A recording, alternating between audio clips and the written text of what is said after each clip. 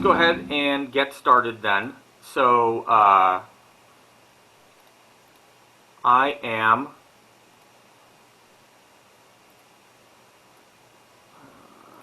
Andreas Blacwode. I am a 30-year veteran of the SCA.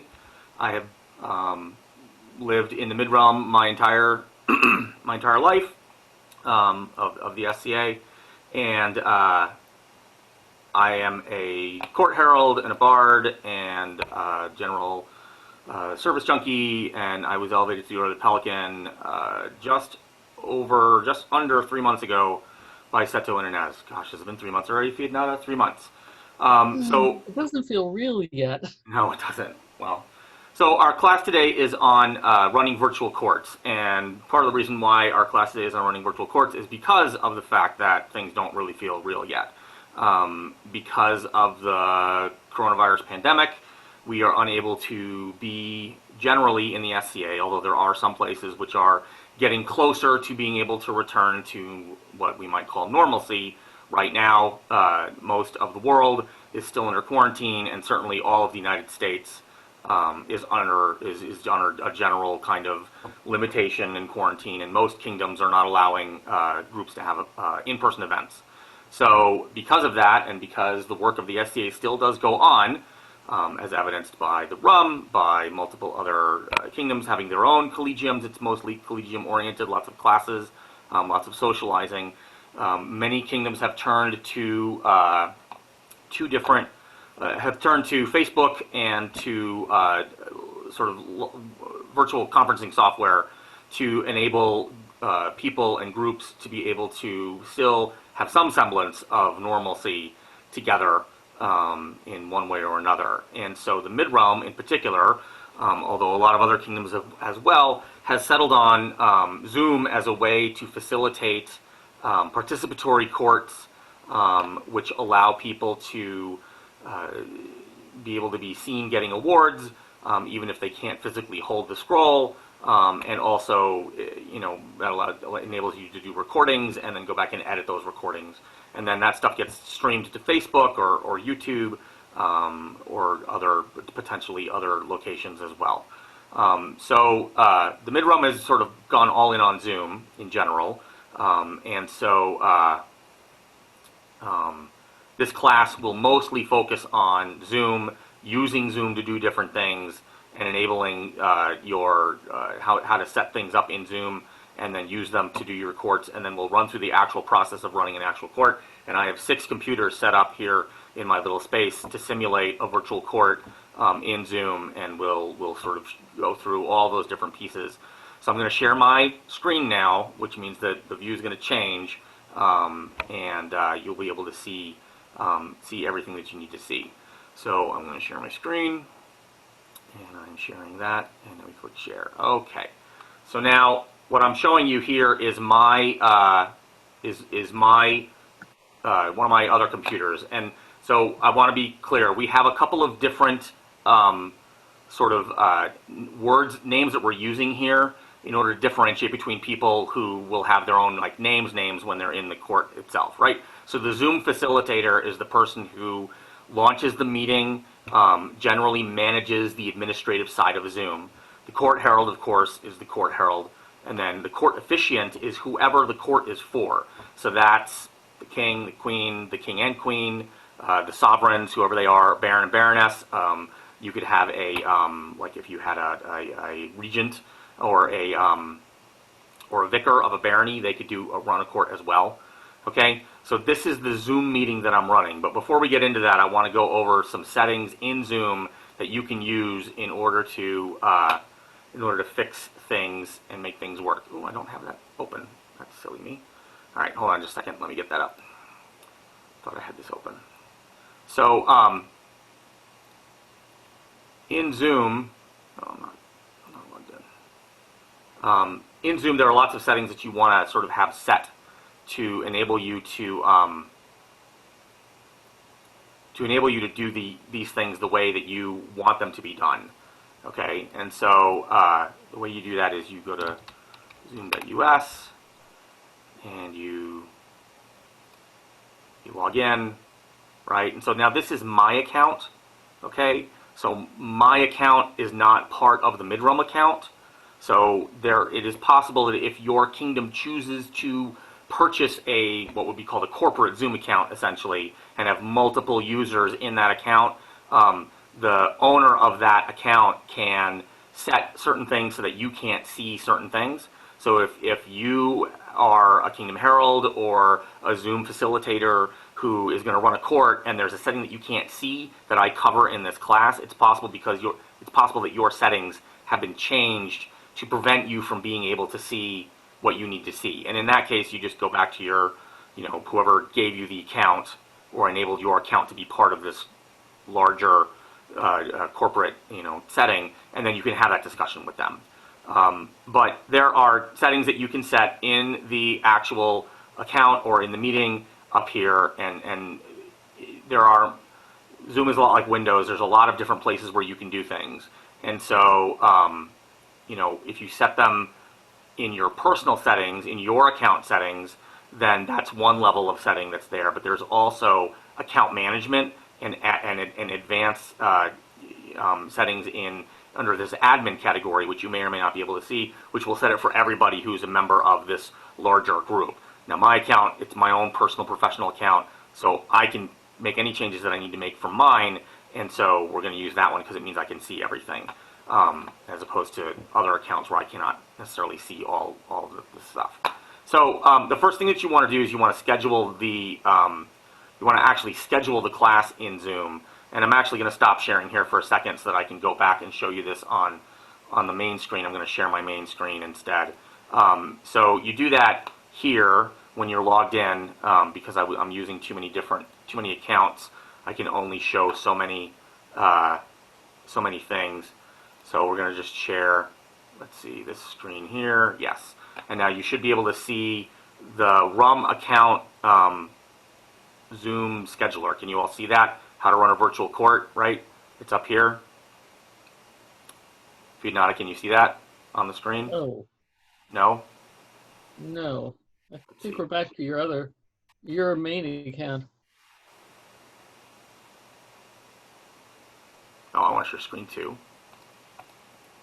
Yeah, it should be showing it right here in the middle of the screen. I'm sharing screen 2. It should be sharing. All right. Well, let's see.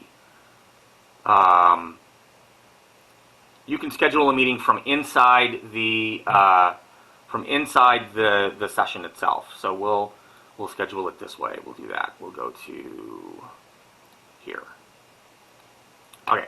So you can actually schedule a meeting from inside the Zoom interface as well. It's basically the same. It provides you with a slightly different URL. But the key piece here is you probably know a general amount of how to do this anyway because you're in the class and you know how Zoom works. You're going to schedule the meeting. You just have to schedule the court because you needed to generate that link for you. You want that link generated ahead of time so that you can distribute it to the people who need to have it, right? So you're going to schedule your meeting, right? And you're going to say, you're going to go to my meetings here, right? And so these are my personal meetings. But here's the one that we're running right now, how to run a virtual court test meeting, right? And you all can see that? Yeah? Yes. All right, so here is how I set it up, right? And it's got its own URL, and there's a passcode, and I have it set to have the video on for host and participants. I have it set to allow telephone and computer audio, which allows people to dial into the court on their phone, like as a phone call, not like using the Zoom client on their smartphone. But if they don't have a smartphone or they don't have good Wi-Fi where they're at, or good cell signal where they're at, they can call into the court and they can at least listen to what's going on. I have mute participants upon entry set at the meeting level as well, and then you can also up in this section you can save it as a meeting template. And then when you go into your you go to your meetings, you can see it as on the schedule, and it's a slightly different view when you're running that sort of in your running that in the client. But it's basically the same thing. Okay, so now we're going to go look at some other settings, right? So once you have the meeting scheduled, you want to send invitations to people, okay? And if you feel like they do not know how to use Zoom, or you want to make sure that they know how to use Zoom, because not everybody is familiar with it. There are people who do use other things, or maybe they're just not a big Zoom person. On the Ethereal Middle Kingdom webpage, there is a document called Zoom as a user, and it's just a document that you can share with people, and I will share my notes, and as part of that, I will include the URL to this doc. It's the same for everybody, just because it says mid-realm in it doesn't necessarily make anything any different. But this walks people through the process of actually downloading Zoom onto their device, creating a Zoom account, and then logging into a session, going through the video preview process, using a meeting ID and a password if necessary, and changing your name in the Zoom, which I can also show you here manually as well, muting your camera. It walks you through the whole process of using Zoom as a user. And again, anybody who's in this call here, they already know how to do that because you're all in the Zoom. When you're setting up the meeting, there's some things that you want to think about. So waiting rooms. I don't like waiting rooms because it requires that you have somebody be available to you who can just sort of sit and make sure that the waiting room is not empty. The waiting room is great for what Zoom is actually designed for, which is corporate meetings, right? It's like WebEx or like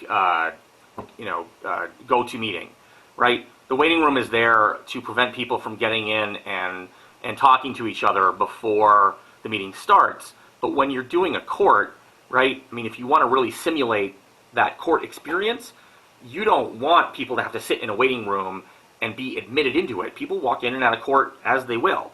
And so in order to sort of provide a little bit of that emotional feeling of court, I don't use waiting rooms. On the other hand, I got way down on waiting rooms when I was the only one running a lot of these things. And so I had to keep track of, who's supposed to be muted and unmuted, who's supposed to be on camera and off camera, what do I need to share on the screen, and oh wait, I got to go check the waiting room to see who's in there. The problem with the waiting room is that when you're in the waiting room, you can't talk to anybody else. If you're in the waiting room, you can't see anybody else who's also in the waiting room. So I don't like them. There are people who do like them. If you want to use it, that's fine. Just you got to remember to go and check it out, right? You got to remember to go and make sure the people who are in the waiting room are allowed in when they're supposed to be allowed in. Otherwise, they may sit there for 20, 30 minutes until you remember, oh, I got to go check, and then go let them in, and then they've missed a significant amount of court. Excuse me. Okay. So that's the waiting room. Now, the passcode when scheduling new meetings, this is not optional anymore. I mean, you can uncheck the button, but I'm pretty sure that it won't actually let you run a meeting without a passcode anymore. Zoom has done a lot to improve its security after they got yelled at a ton by a lot of people, so they've done a lot of stuff. So you have to have a passcode for scheduling meetings. You have to have a passcode for instant meetings. The URL that you clicked on to come here has the password encrypted in it, which is what this piece does, embed passcode in invite link for one-click join. What this does is it prevents you from getting, in theory, it prevents you from getting Zoom bombers who will just go and like type in random letters and numbers after the URL for the meeting, in the URL for the meeting to try and get in. It just encrypts it and it adds stuff in there.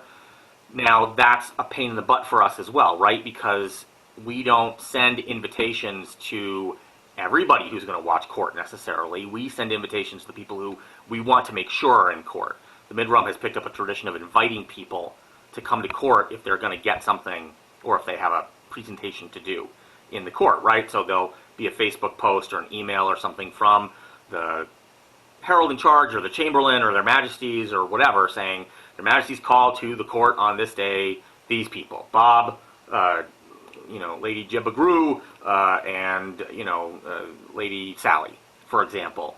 Those people are there, but if you're going to open your Zoom up to everybody, which you can do if you want to, you can't invite all of those people. Not everybody's going to remember to click yes on it.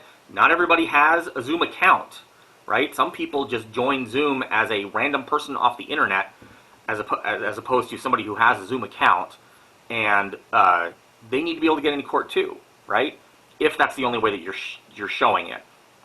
Obviously, if you're streaming it on Facebook or on YouTube, then you just direct people who aren't an active part of court to the Facebook or YouTube, and then they can comment there if they want to, and they can, they can participate in that way. But if you really want people to be in the court with you, and you want people to be able to applaud in the court with you, and you want to be able to see everybody's face, for example, including all the people who are participating with you, like just there to be part of court, not like they're getting an award or they're a court herald or whatever, then you can't really invite everybody. So when that happens, your security is really in how you are distributing the link. The Mid-Realm Facebook group, the one that we use for conversation with each other, right? Not the Facebook page, which is the PR page for the Mid-Realm, right? But the group itself, which is where we can all, people have access to post stuff and we talk about things. That's a private group. You can't see that without getting into it. I believe that that's a society mandate, but there are other Facebook groups that are out there that are not private.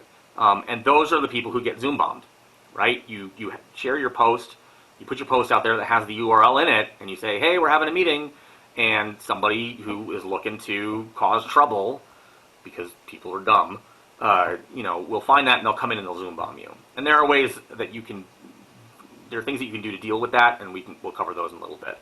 But here's these settings here. Embed your passcode. You want those checked. Only authenticated users can join meeting. You don't want that checked, because if somebody doesn't have an account, or maybe they're on a new device and they can't remember their password, or their password or their account is integrated into their Google account and they don't have the ability to add their Google account to whatever it is that they're using to join the meeting, if you have this checked, people cannot join your meeting and they will not be allowed in. I recommend unchecking these things. And I know that means that it opens you up to being Zoom bombed, but we are an open society, an open organization, and we need to enable people to get in and see stuff. Now, this is an argument for having your court itself be a relatively small group of people and then live streaming stuff to Facebook or YouTube, because now you're limiting the amount of people who actually have the URL and can use it to get in. So that's an argument in favor of having smaller Zoom courts and then a larger streaming session. Scheduling your meeting, and you can set in the schedule itself, in the scheduled meeting itself, to have your host video turned on. For a class, I have participants video turned on, because for a class I don't care.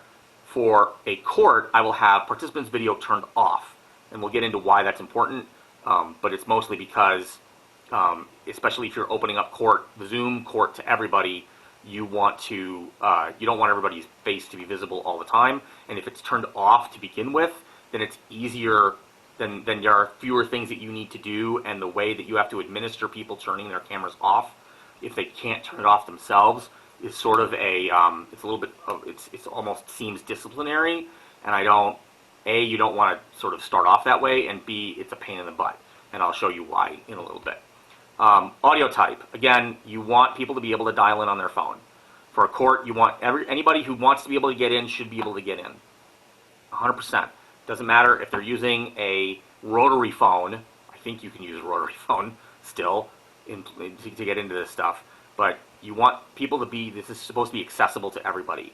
So telephone and computer audio. Okay. Join before host. I generally don't have that checked. I usually don't have that turned on. You could if you wanted to. I just don't. And your kingdom may decide that that's what they want to do.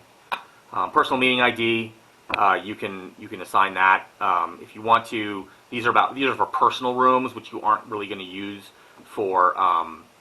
which you really don't want to use anyway, because you want it to generate that random password and hash that password every time.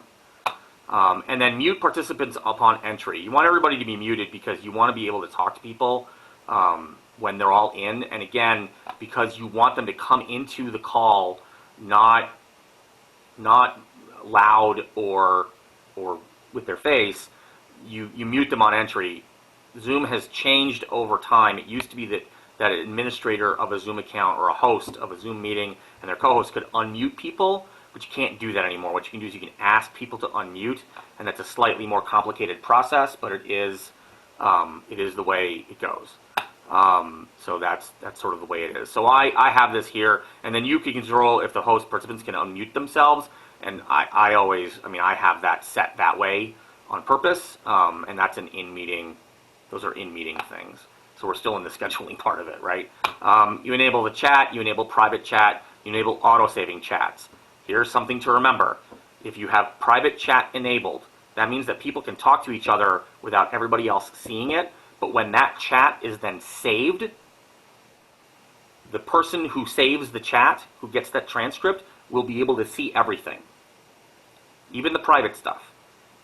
Because the theory is again, this is a corporate environment, and nobody should, really be, the idea of a private chat is to not distract people from what's going on in the main chat, but that doesn't necessarily mean that it's actually like secret, right? Private is not secret. Private is there to enable you to not bog down the chat with your personal conversation with somebody. It is not secret, however, and it will be exposed to whoever downloads the chat and whoever that person shares that file with. Okay, so that's something to keep in mind. And I would say that if you see something that's problematic in there as a host, you're probably an officer in one way or another. You probably need to do something about it. That's a different conversation. Prevent participants from saving chat. I don't have this checked for my own personal account. Kingdoms may want to do that to prevent people from saving chats, because that will immediately avoid the problem that I just talked about of something problematic gets said and then somebody else saves that chat. Now, what it doesn't prevent you from doing is going into the chat itself and selecting all of that text and saving it, but you will only be able to do that with the stuff that you can see, right? So when I'm in a chat itself, right, for here, right, and there's, chat, and then I do a private chat, just the Court Herald, and then I come back here, right, and I do more chat, and I'm sharing that. If Lord Bob decides to go and select all, they won't see that, and I can't show you that. There's too many. It's too difficult to try and share everything. If I had a bunch of virtual PCs, virtual computers, I could do it, but I can't. My point is that Bob can't see this message. So when Bob goes in and selects all to save it for whatever reason, and there's other options to do this with, you can just click here, save chat, right? They won't be able to see the stuff that's not to them. So they can see stuff that's to everyone and stuff that's to them, but they can't see stuff that's from one person to another person who is not one of them. If that makes sense. Hopefully that makes sense. All right, back to settings. Auto-saving chats, I have that turned on so that the host can automatically save the chat. So it auto-saves it with the rest of the recording. It puts it in the folder with the rest of the recording. If you're not recording the file, that we're not recording the session, it will still save the chat. Okay? Send sound notification when someone joins or leaves. Turn this off, because especially if people come into court late, it goes ding dong in every single one of these, every single time somebody comes in. So you want that off. I made the mistake of not turning this off until after I started the meeting, so I can't actually show you how it doesn't work, how it's off now. But turn this off. In fact, I would recommend turning this off at the account level instead of at the meeting level, because it's not like you can't be. The only reason why you wouldn't necessarily be able to see somebody who has joined is if you have non-video participants hidden and they come in and they don't have their camera turned on. But they're still going to show up in the participants list. And as somebody who's administering the session, you should have the participants list up all the time so that you can see what's going on. File transfer, turn that off. There's no need to transfer files around. My recommendation is that if you are going to have people communicating who are administering the Zoom together, and you need to actually, suddenly you need to move a file around, use Facebook Messenger or email or something else, and don't try to do it through the Zoom. I've had it fail in the Zoom before, and I've had it bog Zoom sessions down before. If you get 150 people in a meeting and you enable them all to do file transfers, first of all, you're opening yourself up to all sorts of weird stuff that could possibly happen with people who do not have good intent. And secondly, it can just bog things down. So I turn that off. Feedback to Zoom, that's a feedback screen that pops up at the end of the meeting. It doesn't matter to me if you have that enabled or not. Display end of meeting experience feedback survey. That is something that allows people to provide that, to do an actual survey, I think back to the meeting organizer, and then they can say what they did or didn't like. If they do what they didn't like, if they do a thumbs down.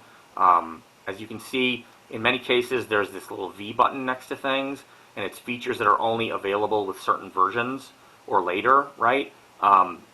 Zoom will tell you that you need to upgrade, but after a certain point, it won't require that you upgrade. There are certain things that they do require you to upgrade for, the security measures, but some of these optional things, they don't require you to upgrade. So it's possible that, you know, if my version is higher than 3.5.6, blah, blah, blah, I can add the poll if I want to, for example, but not everybody will be able to see it. If they're not at that version or higher, they won't be able to see it. So the survey, I don't turn that on, but you can turn that on if we wanted to, right? If we wanted to really know how people felt about the courts. I don't know how much that's important to us. Co-host. You want to allow the host to add co-hosts. And there's a couple of reasons why that is. One, if you drop your session, one of the co-hosts will become the meeting host. If you don't have a co-host and you drop your session, Zoom picks somebody at random. And that's okay if it's just a social hour. But if you're doing something that, you know, you need to be able to regain control, or somebody else needs to be able to regain control, right? Like if your connection drops and you come back up for an hour, somebody else really needs to take over the meeting for you, or the court for you, for that matter, right? If we're doing a court and Alzbeta is the court herald and her connection drops, then somebody else who's helping to run the court, the Zoom facilitator or their majesties or somebody, needs to be able to take that over, okay? If you don't have a co-host, you can't do that.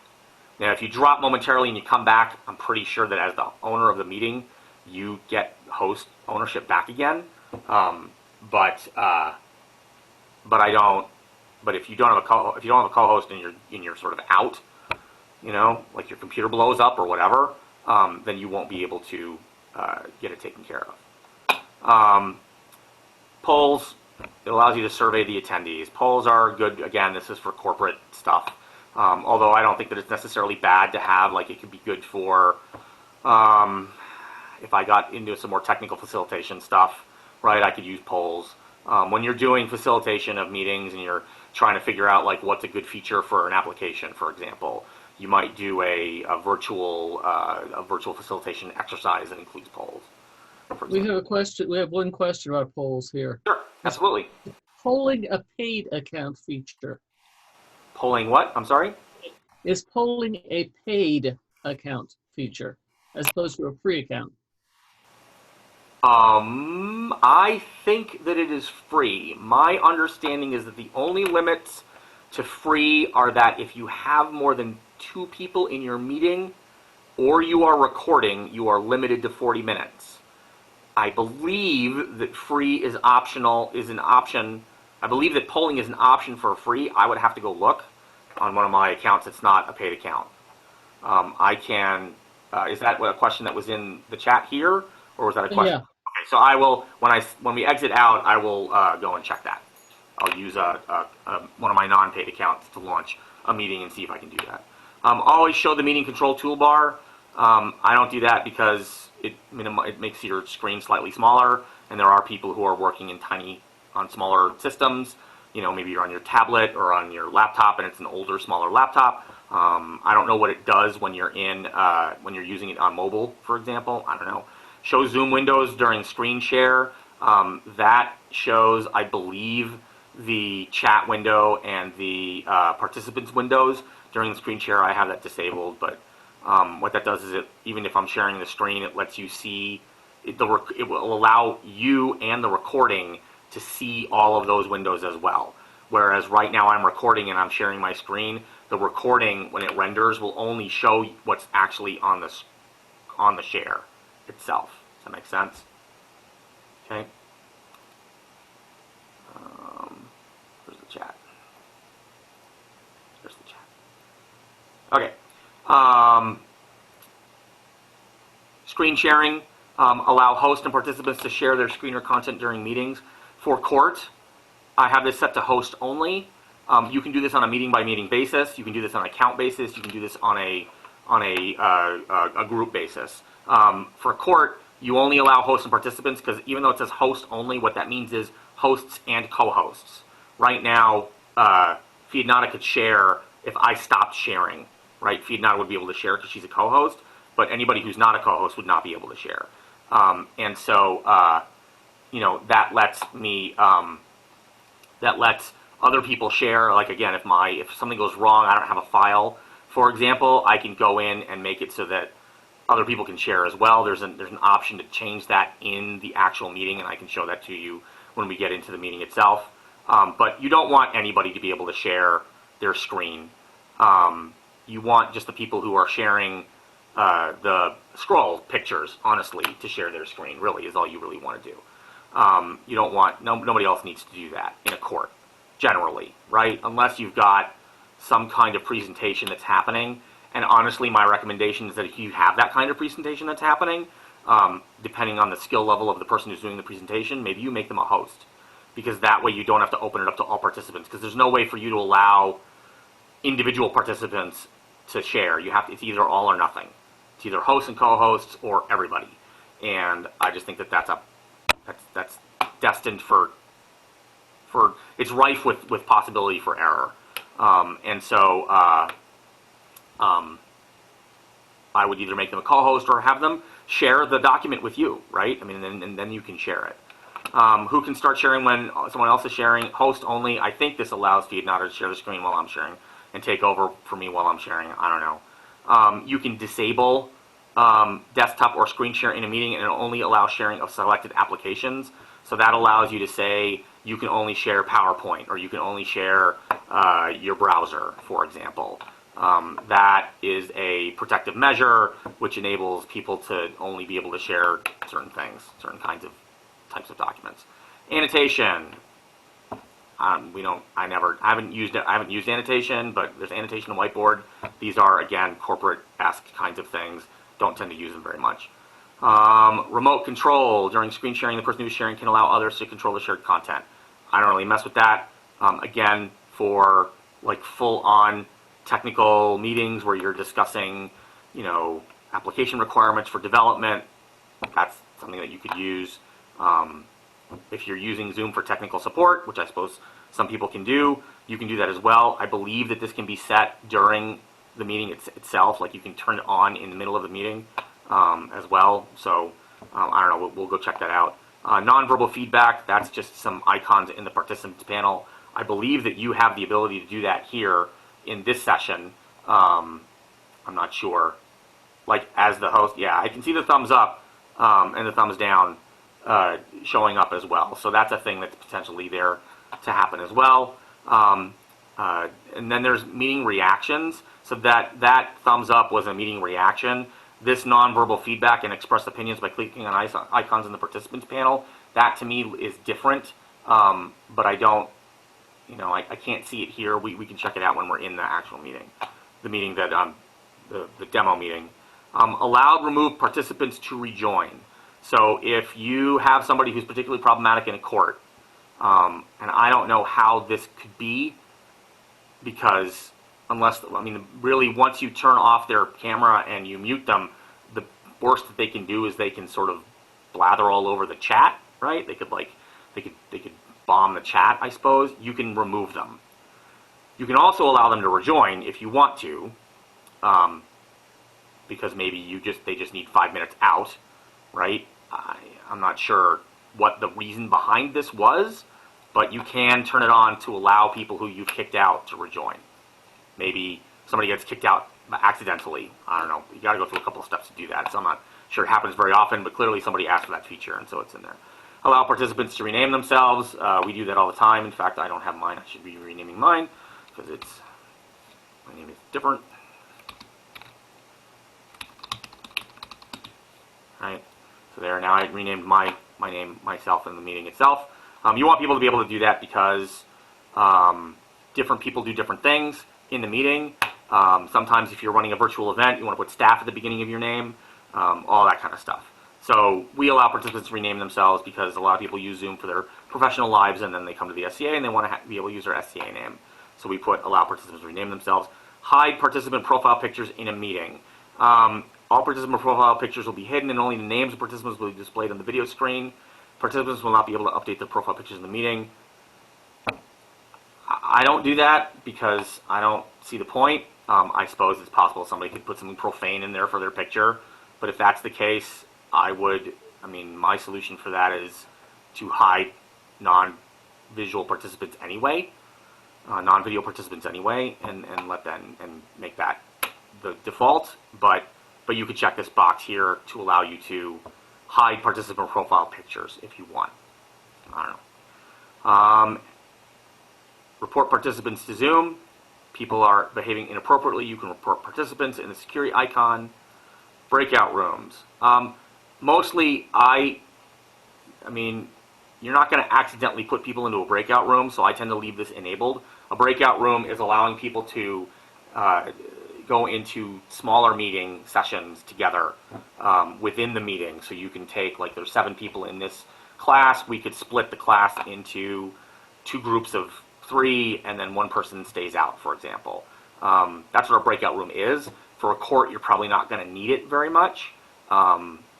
You could, if you wanted to, break people out into a breakout room so that you can bring them all back into the meeting all at once. The problem is that when you're in the breakout room, you can't see what's going on in the rest of the meeting. So, like, if you had I'm trying to think of how it would be. Like, if you wanted to give awards to a household, I guess, you wanted to give an award to a household, you could theoretically put them all into a breakout room and let them have their cameras on and their microphones enabled, and then they'd be in the breakout room, so they're not visible in the regular meeting, and then you could close the breakout room. I don't know, that seems kludgy to me. I'm not sure why you would use it, but I don't disable it because I use breakout rooms for other stuff. Remote support, that allows me as the host, or Vietnata as the host, to provide remote support to another participant. Don't use this very much because we don't usually use this for technical stuff, and I'm usually able to walk people through. Closed captioning, this is something that I've been looking into. Alzbeta, you might be interested in this part in particular. You can actually allow the host or co-host to type closed captions or assign a participant or third-party device to add closed captions to the meeting. I have not used this, and I don't know how it works.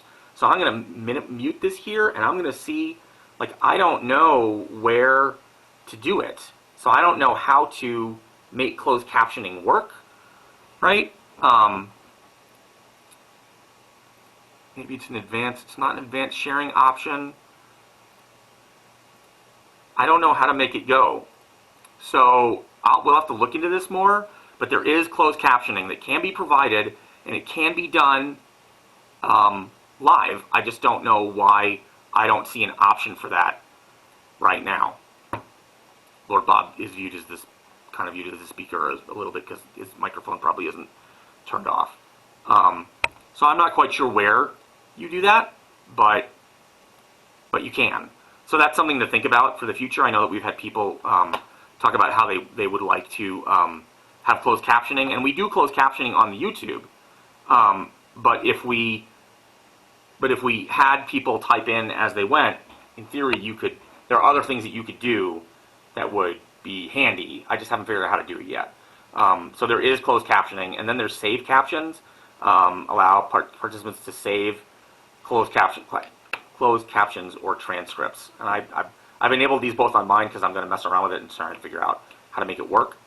But it would allow us to avoid having to have a silent herald, which could be, sometimes you don't have a good silent herald.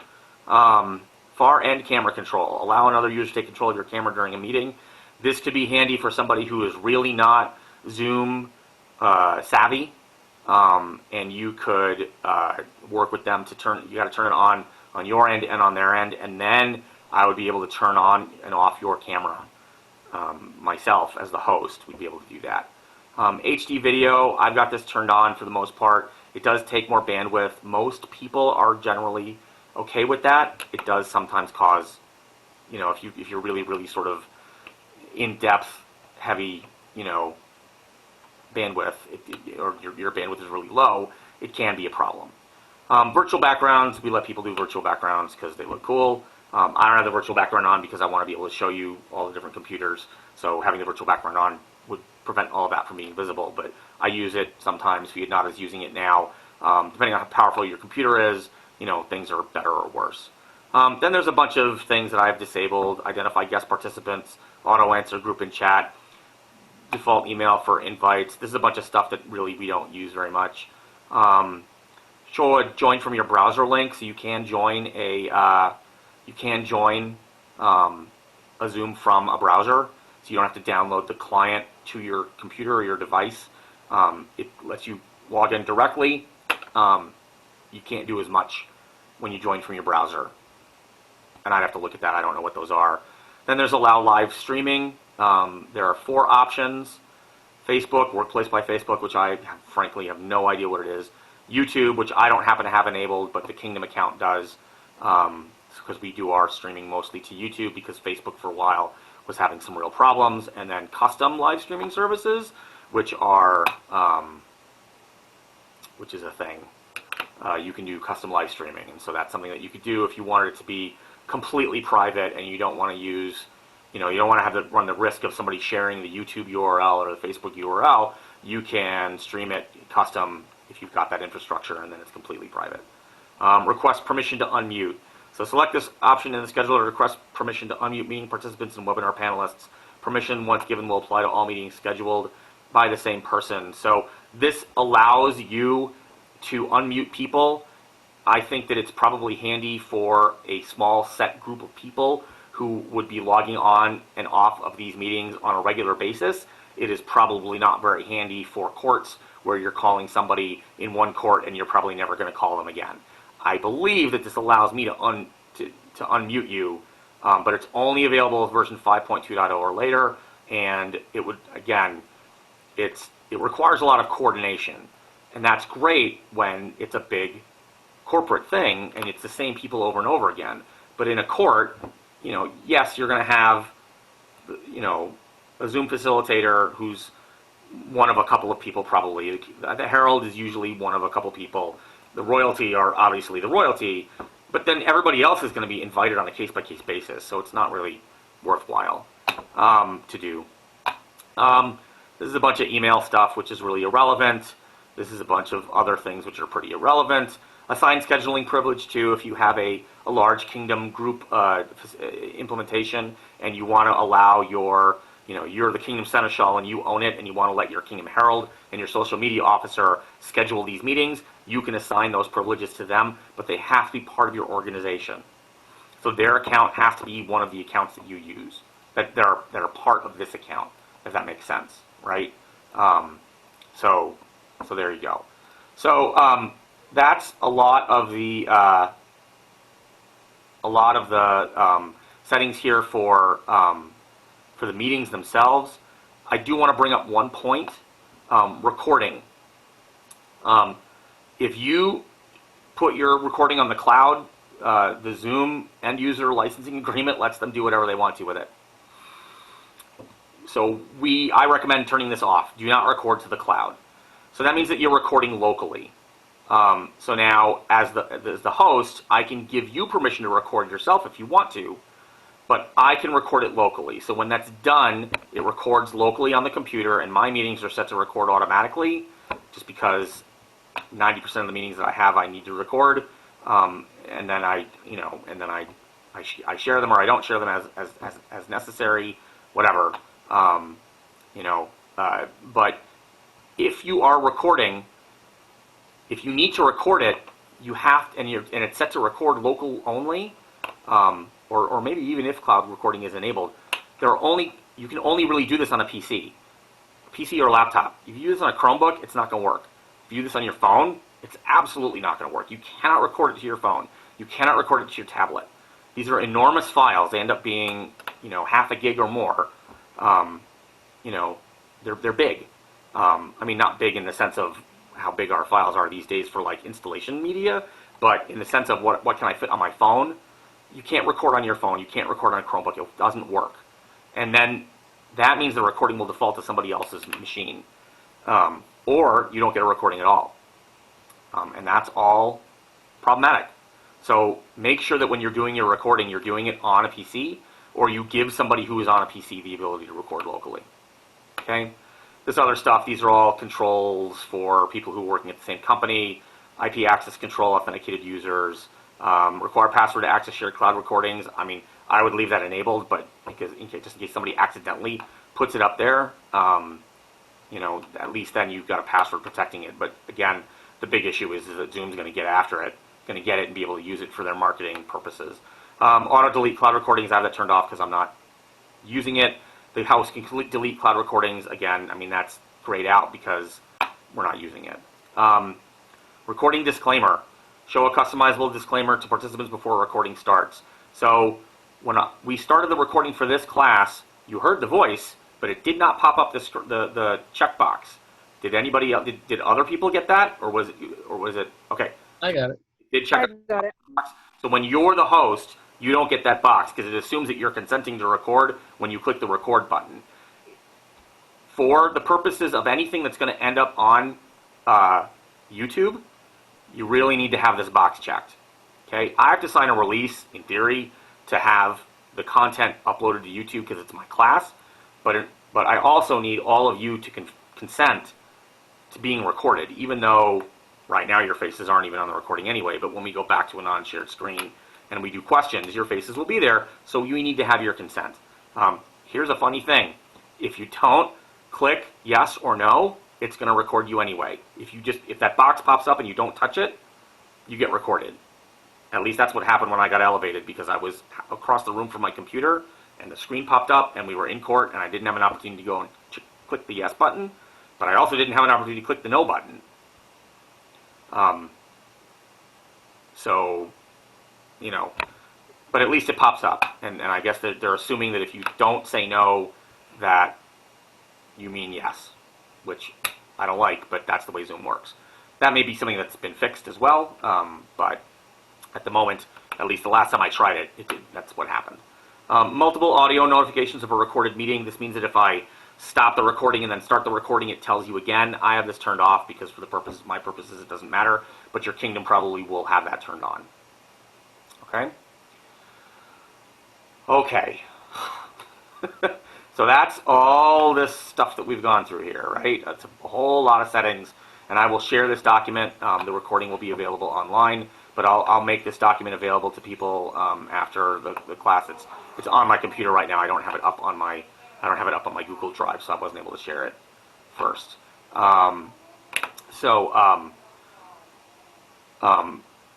When you are streaming to your YouTube, it's possible that you may have some issues getting that going properly. It depends on how much involvement you already have in your for your stuff. Like I happened to, when I ran a court a couple weeks ago, or last week, I guess, maybe that was last week, I had to log on to the YouTube channel, to stream to YouTube as a different account than the account that I wanted to use. And I don't know if that's because I have too many accounts or if I have too many live streaming accounts or what, but sometimes that stuff can get complicated. You should be able to log on to the Zoom with the same account that you used to log on to stream to YouTube, right? With Facebook, it doesn't ask you permission. It just takes your inherited permissions from your own personal Facebook account. So when you're streaming to Facebook, you want to be on a computer that you've already logged on to Facebook with, or you'll be called to log on to Facebook again. But for YouTube, it asks you every time to log in, and I just have had some issues with that. So test that ahead of time is the key. Is you want to make sure that everything works ahead of time. Then the other problem is when you request permission to unmute, it's possible that people who are on their phones or people who are on a tablet may not see that pop up on their screen. So when I request you to unmute, right, it shows a little, it fades in a little box that says you've been requested to unmute, or host requests you unmute, or something like that. And so that can be hard to see. If I mute myself, I'm going to mute this one here. Oh, there's no audio on this computer. That's right, I forgot. So I can't even fix that problem. But I can show you. I'll pick up the camera and I'll hold it over another computer. But basically, if I'm muted, if I as a participant am muted and the host requests you to unmute, it pops up a little thing. Sometimes that may not be visible. It doesn't persist until you unmute. It only shows up for a couple of seconds. So something that you're going to want to keep, that you're going to want to remember as you are doing these sessions is people are not necessarily comfortable with the technology. Be patient, be kind. Make sure that you don't show any exasperation in your face or your voice because you're being recorded, and it's not fun to think that somebody thinks you're dumb just because you can't figure out how to get a thing done. And I will tell you, and Fiatnata will tell you, and Elsbetta will tell you, we have all been in a situation where we thought we were unmuted and we were not, and we have talked for 20, 30 seconds before realizing that we were muted. So everybody makes this mistake, right? It's all a little bit more stressful. It's all a little bit more difficult because there's this additional layer between us and what's going on. And I mean, look at my setup here, right? So there's my tablet. Here's one screen for my main computer. Here's the other screen for my main computer, which is running a remote desktop to my secondary computer, which is what's hosting the demo meeting. Then I have this laptop running as a participant. I have this laptop as a participant. I have those laptops all as participants, right? So it's 6 systems in the virtual meeting, plus my 7th computer, which I'm using to run this class. It took me at least 15 minutes to figure out where I was at one point because I couldn't find the documentation that I was writing for the class because I was on the wrong computer. So everybody makes this mistake. So just remember, be kind, be helpful. Everything's going to take a little bit longer, and everybody's going to be a little bit more unsure of themselves. Sucks, but that's the way it is. Okay. So now we're in you're in the pre-court meeting. So traditionally at an event, your pre-court meeting is an actual meeting held in the royalty room with the royalty at some point before court starts. They generally can take anywhere from 30 minutes to an hour or longer, depending on what's happening. Frequently they're signing scrolls at the same time. I mean, it can be pretty chaotic. And I run a how to run a pre-court meeting class, or on a class that has that as part of it. This is going to be very different. What you're going to do is you're going to launch the Zoom ahead of time, 15, 20 minutes, maybe 30 minutes early. A lot of mid-rum courts, well, that's not true. Some mid-rum courts end up being very, very short, right? Some mid-rum courts have been very, very long, virtually, right? Other kingdoms have run big courts and little courts. So it depends. The bigger the court list, the more time you want to give yourself before the meeting, before the actual court starts, in a pre-court meeting, just like in a normal event. But now add 20% of time to that, because not only do you have to do that, but you got to get everybody through the process of, here's how you turn your camera off and on. Here's how you mute yourself and unmute yourself.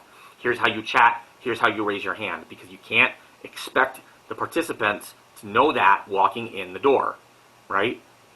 It's court in person is much more intuitive than court virtually. So add time. Add time. And the more you do it, the better you'll get at it. But again, if you're inviting your participants who are getting awards into your Zoom session, you need to have that walkthrough piece with them every time. It's a good idea to reach out to them in advance. That only works in kingdoms where they tell people in advance, right? But you have to work with what you're given. Again, in the mid-realm, we have picked up the tradition of calling people to court, summoning them. People are summoned ahead of time. It might be the day before, it might be a week before. Traditionally, when we were having events in person, it was 2 weeks before to allow people to make travel arrangements, right? But you know, if your participants know that they're going to be called into court, have them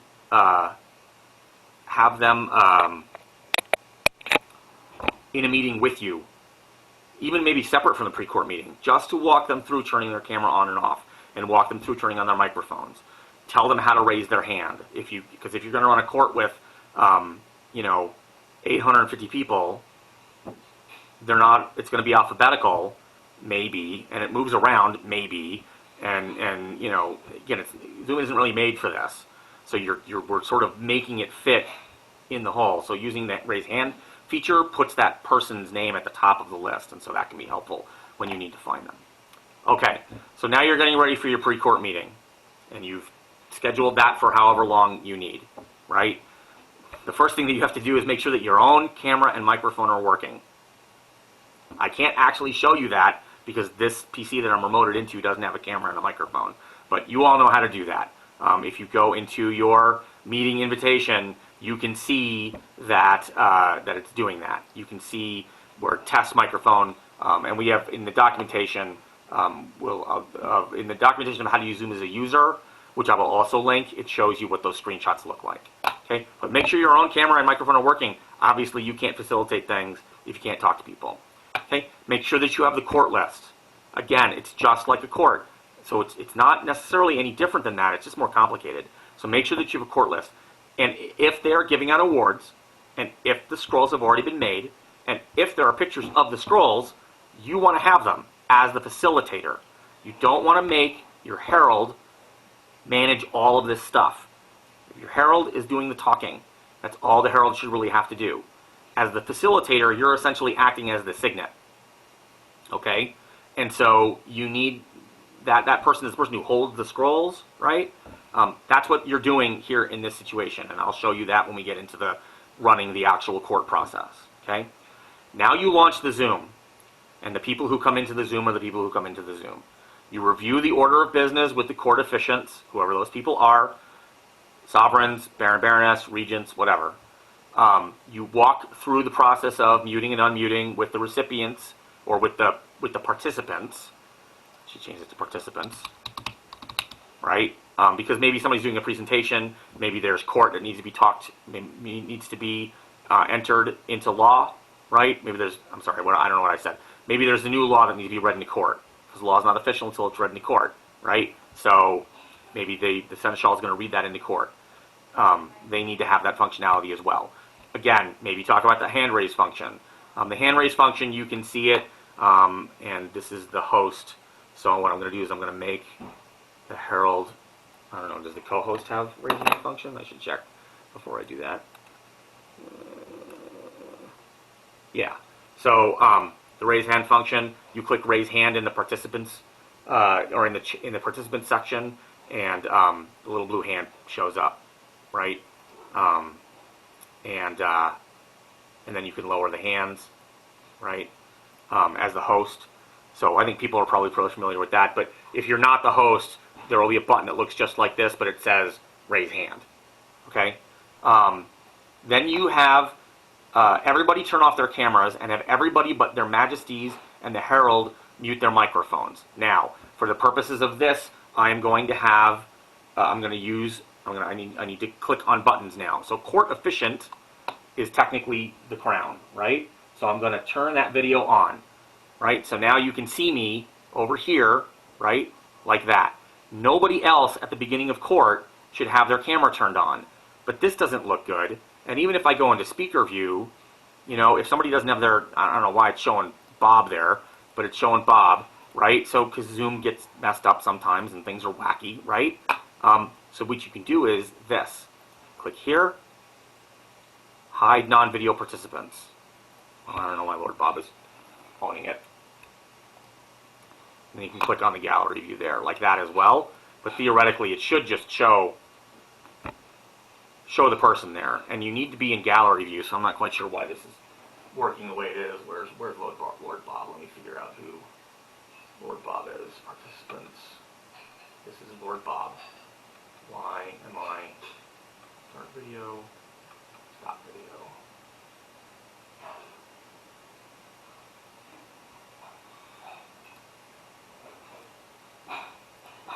That's weird. Yeah, I think they may have actually made a change so that it's only the gallery view that doesn't show it anymore.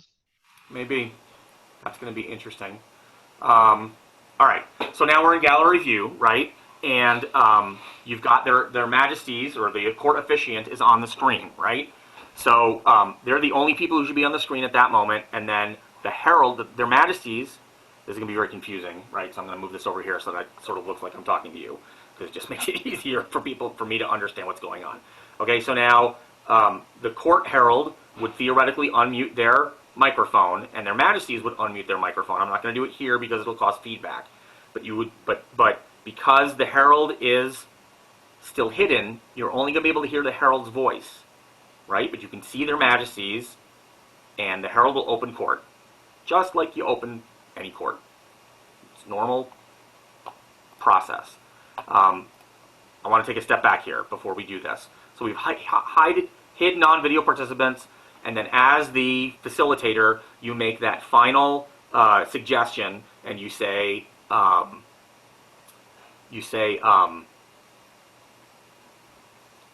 remember to mute your microphones. Then you're going to start the live stream, okay? And as the facilitator, I only have Facebook enabled for my account because I don't use YouTube streaming for my thing, and I have done some Facebook streaming from time to time. But if you've got YouTube, you've got YouTube. You have to start the live stream, and then you have to share the live stream with the proper people, because if you're doing a court where most people are watching through YouTube or Facebook, that has to get shared out.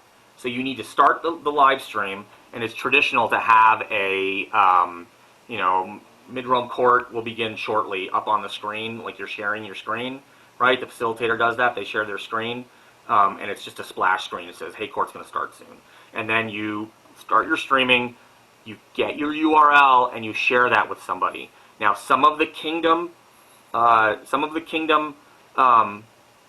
pages are moderated. So if your kingdom page is moderated and you don't have the right to approve posts, you can't just post it and expect that it's going to get done. Traditionally, your kingdom seneschal will have rights, your kingdom social media officer will have rights. In the mid-realm, the kingdom herald also has rights. There may be other people as well. So when I ran the court, I gave the link to Elsbetta, who's mid-realm court kingdom herald, and she posted it on the mid-realm Facebook page immediately.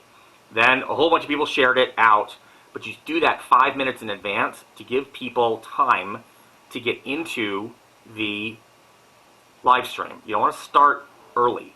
That's not nice. It's not fun. People are going to miss stuff. Who knows what's going to happen? Okay? Now,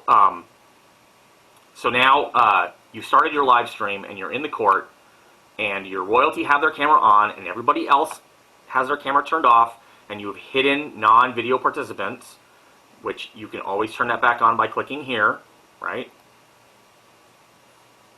But traditionally, we turn that off, okay? So we've turned off non-video participants, okay? You've shared the live stream. You've started the recording. I'm not going to record this one here because we're already recording the larger one, and I don't need to have two recordings of the same thing. But you start the recording, which will make everybody click on the consent button, okay? So make sure that everybody knows that's coming. If you want to start that recording before you start the live stream, that's okay too. Just remember that if you ever use that recording for something else, you're going to want to do editing, but you're really going to want to do some editing anyway, right? Now, if for some reason your people have not unmuted their phones, right, like Chromebook D64, D67A, A, they haven't changed their name, and B, they haven't muted themselves. I don't know, maybe, maybe not. I'll have to look at it over here. Oh, I didn't join the audio over here, right? So they have to join the audio, we'll call over internet, and then they can be unmuted, and we get all of that echo because I don't have all the speakers turned off, or they need to be muted. And now you can see, you can't see it here, but if I go back to the main view and I unhide and I show the non-video, here, you can see now they have a little mute button next to them, and they didn't before. And you can see the Zoom facilitator computer doesn't have the microphone at all, which means that they do not have any dial-in at all. They have chosen not to be able to. They can't hear. Not only can they not hear, but they haven't joined the audio at all, right? I haven't joined the audio here either, right? So that's what that does. But you can tell that they've muted themselves now. So let me go back to the speaker view, or not to go back to the gallery view, and we hide the non-video participants again. All right, so now the herald starts, you go through your process, and so you're going to have a court document, okay? And your document looks basically like an order of court, right? Your docket, open court, presentation, presentation 2, fealty, whatever it is that you're doing in the court, this is your court doc. Maybe this is just a list, maybe it's populated out more heavily, your herald may decide to put a whole bunch of content in here so that they can read off of a script as opposed to having to try and remember it off of their heads. Any number of different possibilities exist, right? But for the facilitator, even it's not just the herald who needs to have the document. It's not just their majesties who need to have the document. In fact, the court officiant probably does not need to have the list because you're going to tell them, or the herald's going to tell them, right? Who's next? Call the next person, right? Are you ready to continue? But at least 2 people need to have this, right? The herald and whoever is facilitating the Zoom. Because when you're facilitating the Zoom, as you go through it, you can cross things off. That way you know what's happening. All right? So now let's say that presentation 2 is being given by Lord Bob over here, okay? Right? So Lord Bob's gonna come here. And so the herald will say, hey, their majesties call forth Lord Bob to their presence. And here's what's going to happen. There's going to be this long pause. Because Lord Bob has to... Which one's Bob? This is Bob over here. Lord Bob has to start their video. And now you can see Lord Bob.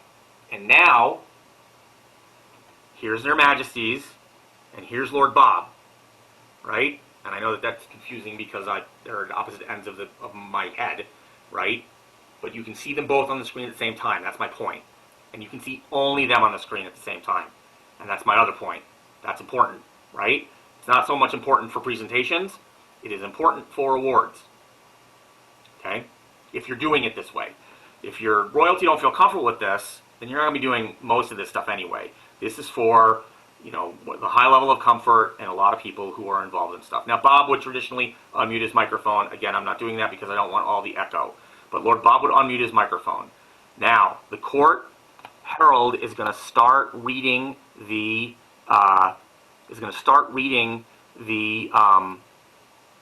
scroll, and the court facilitator, the Zoom facilitator, is going to share their screen. So you've already gotten a folder on your desktop. Let me minimize things so that we can see everything, right? You've already got a folder on your desktop with all of the scrolls in it, right? I'm assuming that you can all see this, right? You've already got the scroll itself. The first one is already open. There it is, okay? So now in your Zoom, that's right. You're going to go into your Zoom, and only the facilitator does this, okay? You click the screen, and now we're sharing within a share, screenception here, right? You share the screen, and now that takes, and I'm going to show this to you, right? Because it looks different for the host than it does for the participants. Now it looks like this, right?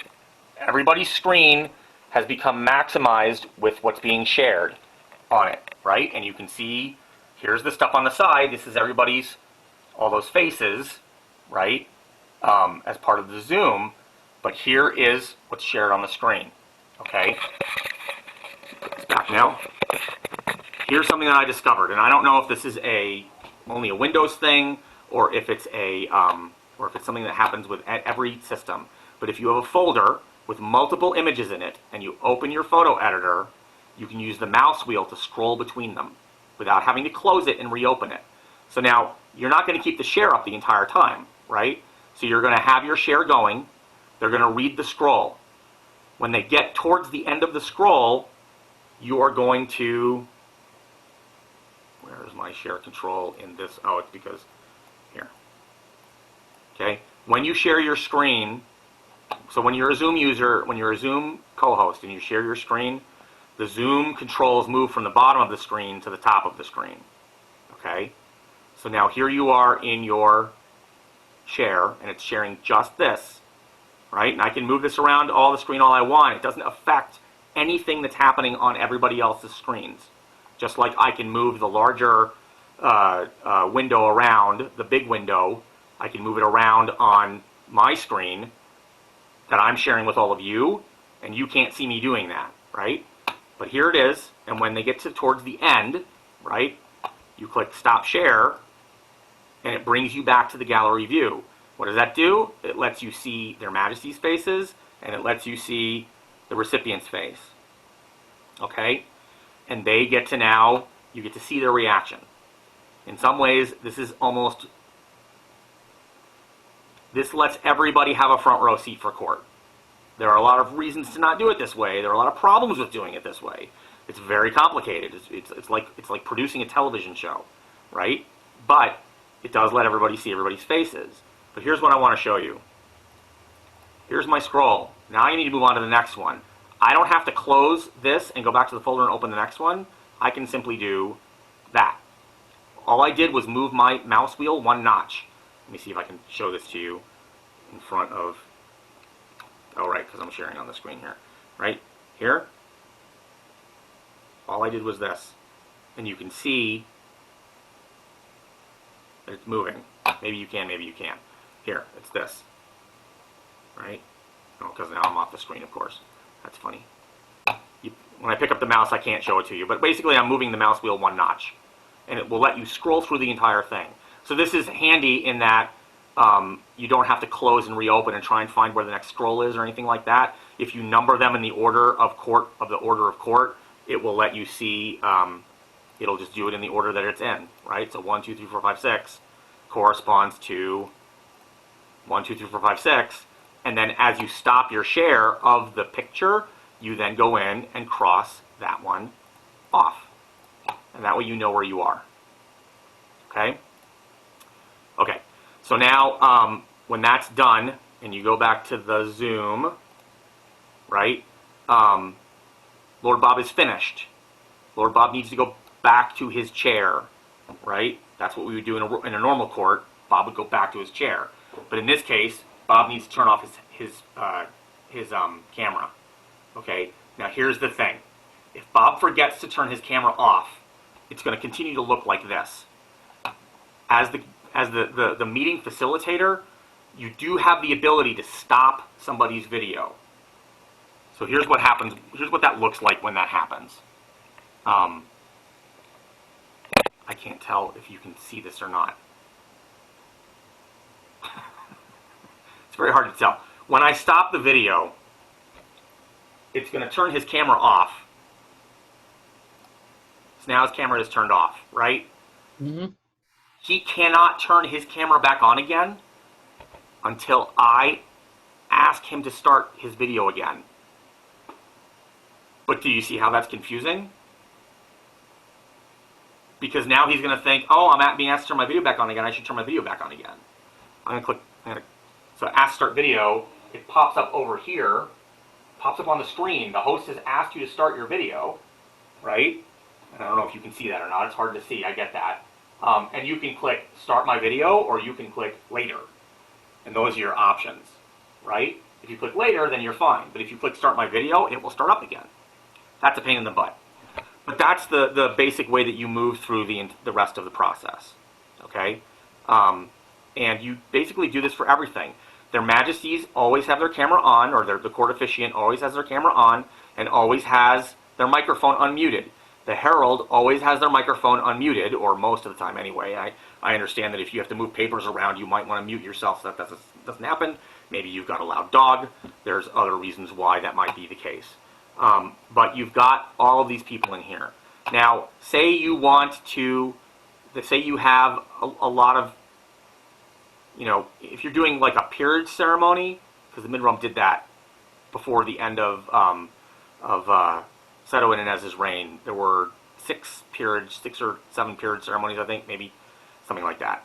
And so those were all Zoom dedicated. And so, what you could do is you could have everybody turn their camera back on, and when that happens, right, you would basically click show non-video participants again, so you could see everybody's name and everything, and that would let everybody be visible again, and then they could unmute their microphones, and everybody can applaud, and some people you can see, and some people you can't, and whatever. I mean, it works out the way it works out. Most systems aren't powerful enough to show more than 25 people on a screen anyway, and so you're not going to have, you're not going to be able to see everybody anyway. Okay? But that's basically what you need to do. You can use it, so you use the scroll wheel, you stop sharing before the text is completed so that the audience can see the reaction of the recipient. When the huzzah is completed, the recipient is basically dismissed. Give them a few seconds to turn off their camera and microphone. If they don't, you have to do it for them, but that's going to make things complicated if you need to call them back into court. So if they're presenting first, and then they are, if they're presenting first and then they're getting an award later, that can make things complicated. So it's just something to remember. Okay? When the court's over, you're going to stop the live stream, and you're going to stop the recording, and then you're going to stop the Zoom. Yes, you can just click end and then end the meeting for all. That's probably okay, but it is not always okay. There are times when you're going to glitch. I have had Zoom mess up video extracts before, because what Zoom does is it records it in this sort of, it records it in some weird format that it then converts to MP4 when the meeting ends. And I'm going to stop sharing here for a minute so I can look at the normal camera and see you all. So Zoom converts the recording at the end of the meeting, so it won't create the recording until the meeting's over. And so it saves it, it's sort of keeping it in, I don't think it's keeping it in memory necessarily, but it's writing it out to some sort of temporary file. And then when that's done, it will, when that's done, it then converts it and puts it into a folder for you. I've had that fail before. And the only way to fix it is to send the files, the temporary files that are there. Yeah, that's not how consent works. The temporary files that are there, you have to, those will get generated, and then you have to upload them to a Google Drive, and then share that link with Zoom support. And then Zoom support will get around to it sort of whenever they get around to it, I guess, maybe. I don't know what that looks like. I can't tell you, because, Zoom support, when it happened to me, it took them 2 months to fix the first one, and it took them 12 days to fix the second one. They are clearly overwhelmed. So I just think that the best thing to do is to stop the share, stop the recording, stop the live, do them in orders, 1, 2, 3. Just wait a couple seconds between each. When you kill the recording, it will immediately start to render the file for you. You can still end the meeting. And then when the recording's done, it'll pop up in a window on your desktop, and then you can copy it, move it, upload it, edit it, whatever you need to do with it. I have yet to actually do anything with the court videos that I've recorded, but when we run these RUM classes, I do some editing, very limited amount on the front end and the back end, and I'm behind, but I need to get back with the program again and get those done. And so I'll chop off all of the waiting around that we do at the beginning of every class, because we're waiting for people to join, and I'll chop off all of there's a lot of, in many cases, like in a class, when you take a class in person, or do a court in person for that matter, court's over, or the class is over, everybody gets up and moves on because there's something else to go do, usually. But when we run these classes in the mid-realm, it's 1 a day, or maybe 2 a day, and this one's at 2 o'clock, the next class is until like 6.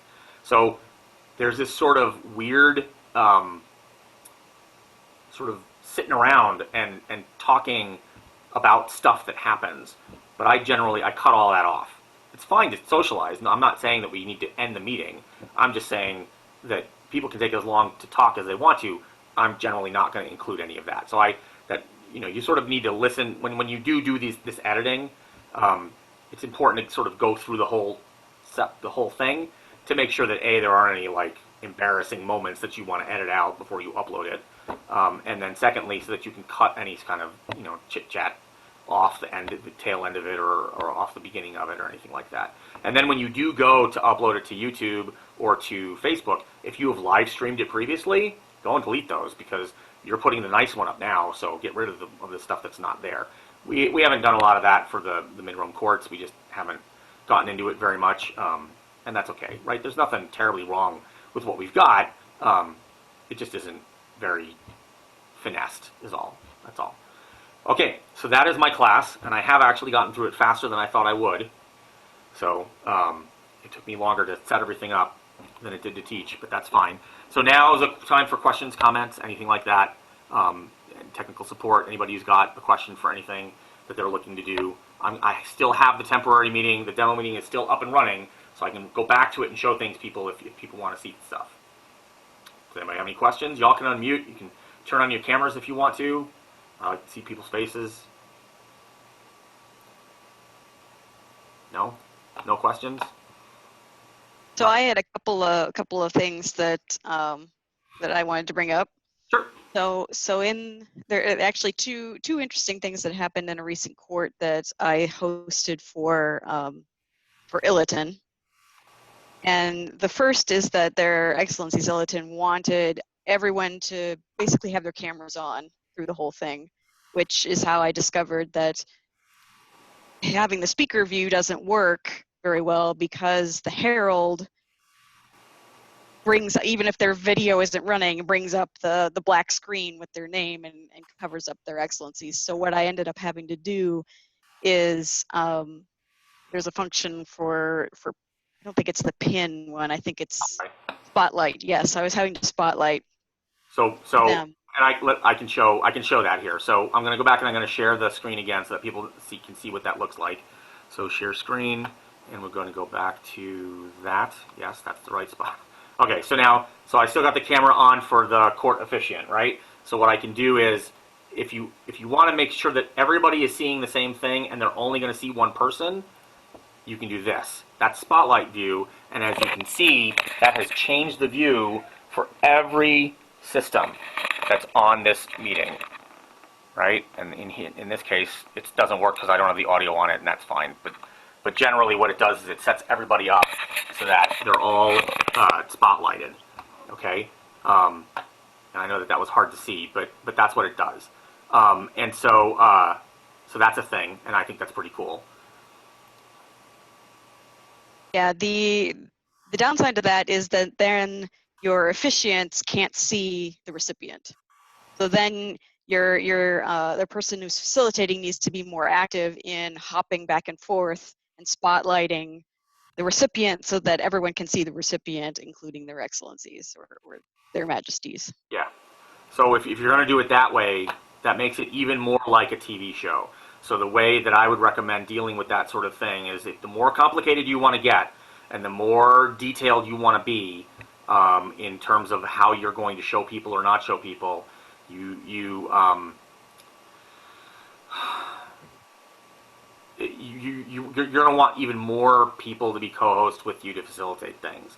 Because the co-hosts, like I did that spotlight video, like I could spotlight Alzbeta right now, right?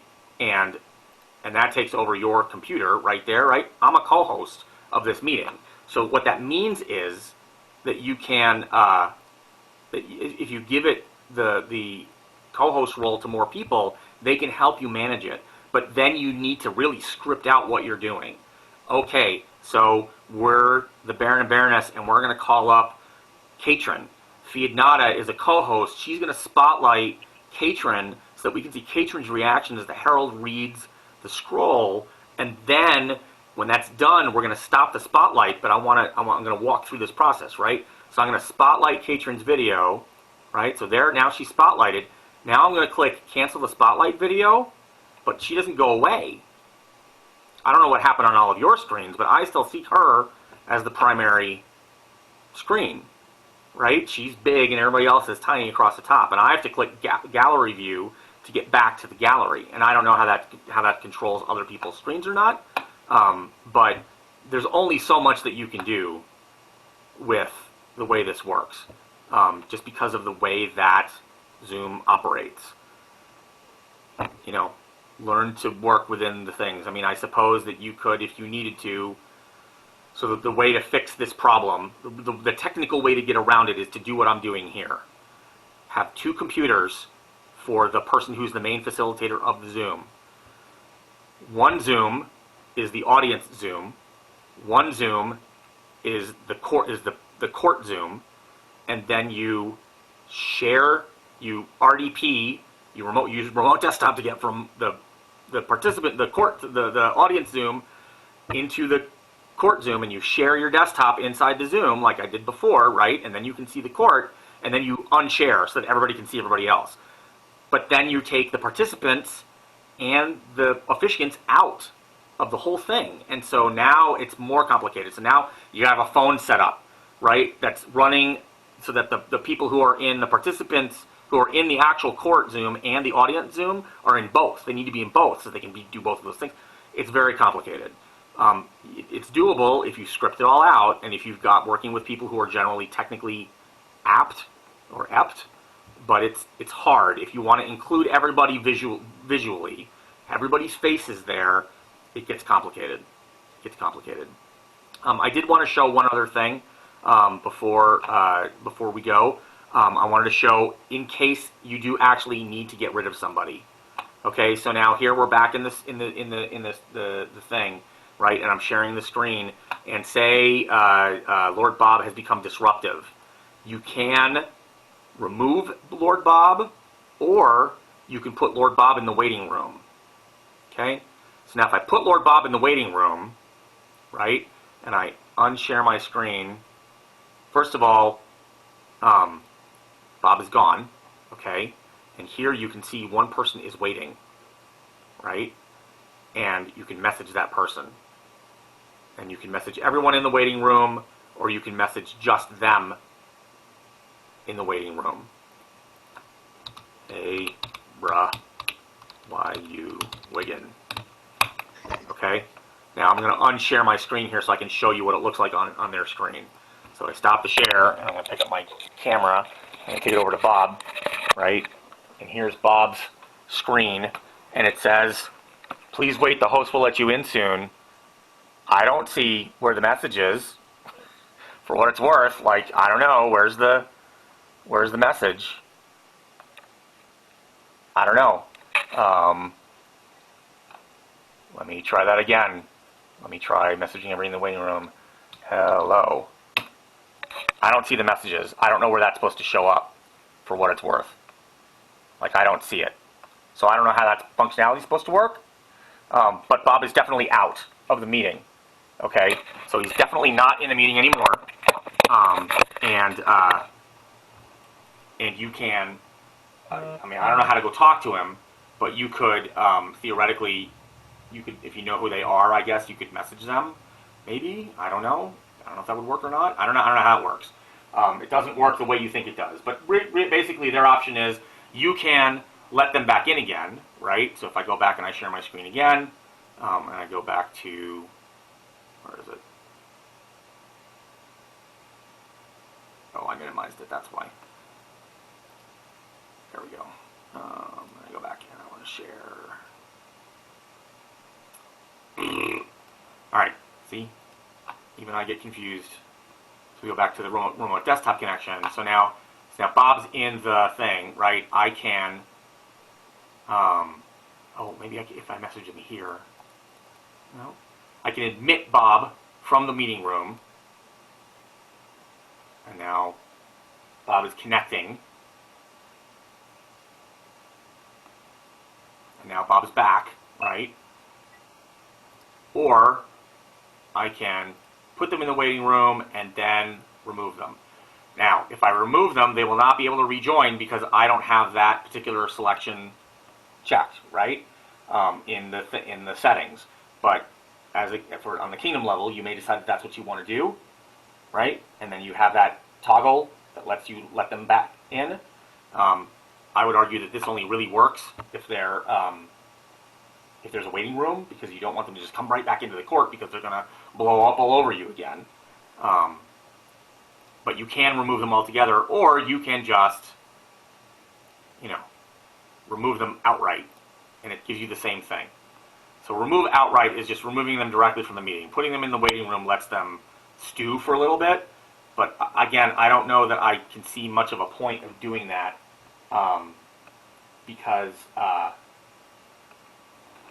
you can't message them. Like, you're supposed to be able to message them, and I don't know, maybe the Zoom clients aren't up to date on those machines or something. I'd have to look and check at it to see if that's working or not. But that was something I wanted to show you, because being able to remove somebody, again, I have never had to do it. None of my meetings have ever been Zoom bombed, but I've heard of meetings where that's happened, mostly because the links were posted in the public group with hundreds of people, and so, folks got into it and messed around.